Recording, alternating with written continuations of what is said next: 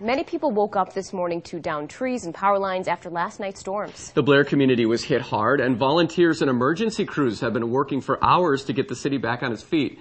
Our storm coverage begins there. News 8's Carrie Vick joins us with the details. Mark and Lisa, we're told just about every home was hit by last night's storm. It turned what should have been a normal Thursday into a day of cleanup. And with so much to do, the Blair community has had to pull together. It's a sight no one wants to come home to after work. I was working third shift at JCI, Jackson Correctional Institution. I wasn't home, but I drove into this mess. A lot of siding damage. As you can see, a tree went down. The siding hit the west side of the house and just peppered it. Just peppered the soffit and the fascia and the rain gutters and everything. Mike Cappen's home is just one example of the widespread damage left behind by severe storms that ripped through Blair overnight. A lot of trees down, a lot of power lines down. Excel's still working in quite a few of them.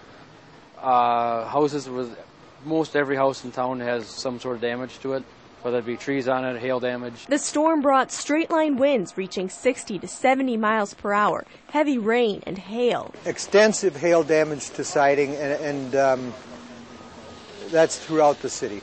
A lot of trees down, a lot of damage caused by trees falling on things, roofs, vehicles.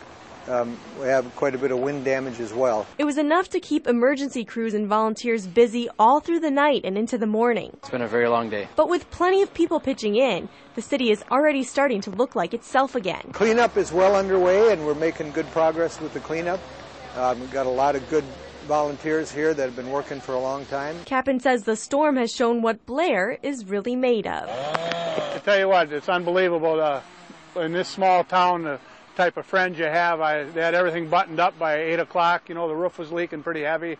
The guy came along, a friend of mine helped me cut up the tree, and as you can see, it looks a lot better, but some of them really got hit a lot worse.